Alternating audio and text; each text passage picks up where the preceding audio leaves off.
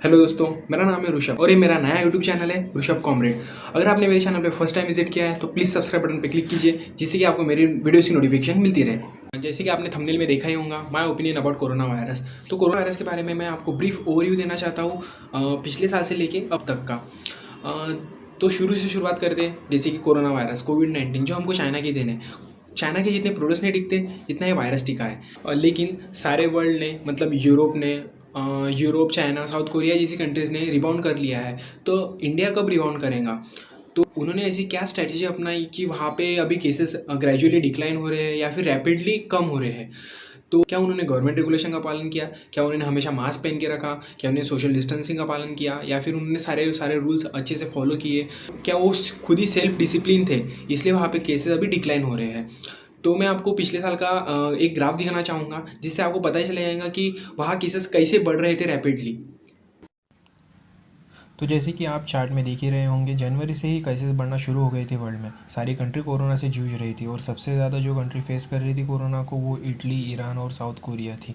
वहाँ rapidly cases बढ़ रहे थे। जैसे कि आपने ग्राफ देखा कि इटली और साउथ कोरिया में केसेस कैसे रैपिडली एकदम से बढ़ गए थे और सारी की सारी कंट्रीज़ वहाँ की बर्बाद हो गई। Italy, Spain, south Korea, Switzerland, US, United kingdom जैसी सारी की सारी कंट्रीज़ वहाँ पे बर्बाद हो गई। हमको कोरोना को फेस करने के लिए 21 दिन ज़्यादा मिले थे अदर कंट्रीज से। पहले 40 दिन में हमारे पास सिर्फ 50 केसेस आए थे, उसके अगले 5 दिन बाद हमारे पास 100 केसेस आए, उसके अगले 3 दिन बाद हमारे केसेस 100 की 150 हो गए और उसके अगले 2 दिन में हमारे केसेस 200 हो गए। तो जैसे कि हमें पता है कि 3-4 दिन में केसेस डबल हो रही थी और लोग भी शायद कोरोना को ज़्यादा लाइटली ले रहे थे तब।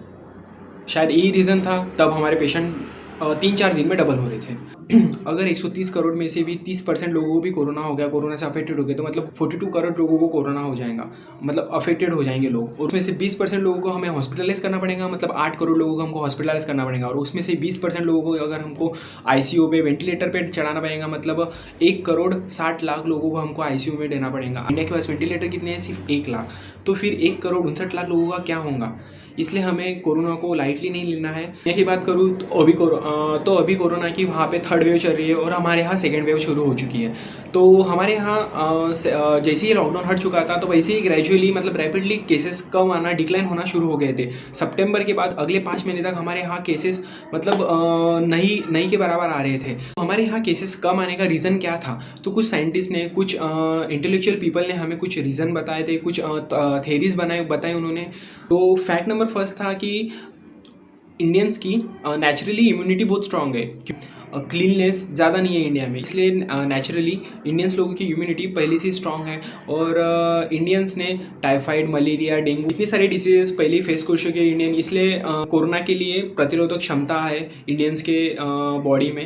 ये तो हो गया सेकेंड फैक्ट। और उनकी और थर्ड थ्योरी थी कि इंडिया का क्लाइमेट, इंडिया में ह्यूमिडिटी आता है। बाकी अदर कंट्रीज़ में ठंड बहुत ज़्यादा होती है, तो ठंड में कोरोना ज़्यादा से ज़्यादा सर्वाइव करता है, और जहाँ गर्मी होती है वहाँ कोरोना ज़्यादा देर सर्वाइव नहीं करता। ऐसी उनकी थीरीज़ है।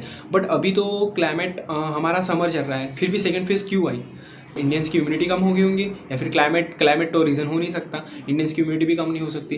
तो इस पर भी कुछ साइंटिस्ट ने थेरीज बताई है कि लोगों ने शायद मास्क पहनना बंद कर दिए होंगे, सोशल डिस्टेंसिंग का पालन नहीं कर रहे होंगे, या फिर हाथ सैनिटाइज नहीं कर रहे होंगे अच्छे से, और शायद वायरस का म्यूटेशन शुरू हो चुका होगा।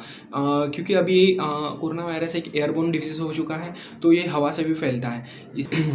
वैसे भारत की बात करूँ, दुनिया ने जितने चुटकुले नहीं बनाए कोरोना वायरस के, उतने भारत ने बना दिए। पिछले लॉकडाउन में आपने देखा ही होगा टिकटॉक पे, और अभी मैं आपको कुछ 2 व्हिडिओज दिखा देता हूँ। मास्क का नाही घातलाय तुम्ही? लिपस्टिक आणि मेकअप खराब होते म्हणून मास्क घालतच नाही आम्ही. हे बघा, लिपस्टिक आणि मेकअप खराब होते म्हणून तुम्ही मास्क घालत नाही, पण मॅडम लिपस्टिक आणि मेकअप पेक्षा तुम्हाला तुमच्या आरोग्याची काळजी नाही वाटत का? एक दिन तो सबको मरने से अच्छा शान से मरे. हमारी मस्तानी, जिनको मरना था तो शान से मरना था, इनकी शान एक दिन इनको शमशानी ले डूबेंगी। सेकेंड वेव इतनी स्पीडली बढ़ रही है, रैपिडली इंक्रीज़ हो रही है, रैपिडली इतने पेशेंट बढ़ रहे हैं, तो हमें सेकेंड लॉकडाउन की बहुत ज़्यादा ज़रूरत है या फिर नहीं है?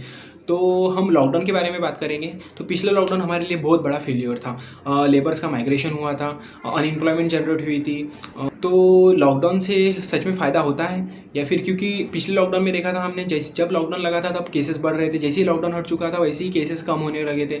फिर अभी फिर से लॉकडाउन की ज़रूरत है या नहीं है? तो निगेटिव इफेक्ट्स ये है लॉकडाउन के कि फिर से लेबर्स माइग्रेट करेंगे सिटी टू विलेज में, people loss their livelihoods, children के एजुकेशन पे इम्पैक्ट गिरेगा, मेंटल हेल्थ की प्रॉब्लम बढ़ जाएंगी, क्राइम रेट बढ़ेगा। अभी कुछ बिजनेस की लाइन पटरी पे आई है तो उनके फिर से वो ड्रॉप डाउन में चले जाएंगे, फिर से लॉसेस में चले जाएंगे और उसके बाद लोग फिर से पॉवर्टी में धकेले जाएंगे।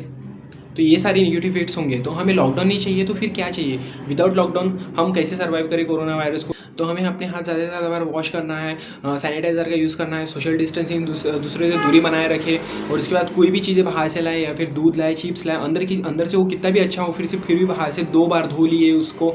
उसके बाद किसी भी डोर को हाथ लगाने से पहले खुद को सैनिटाइज़ कर ले, फिर लगाने के बाद या फिर खुद को सैनिटाइज़ कर ले। एज जो भी होंगे उन्होंने ज़्यादा से ज़्यादा लोगों ने वैक्सीनेशन लेना चाहिए। पर आपको ये पता होगा कि जहाँ इलेक्शन चल रहे हैं वहाँ कोरोना नहीं चल रहा है। जैसे कि आप देख सकते हो बंगाल में कोरोना छुट्टी पर है, पर जहाँ इलेक्शन नहीं वहाँ कोरोना डबल शिफ्ट में काम कर रहा है। बीजेपी और टीएमसी की रैलियों से कोरोना डरा हुआ है।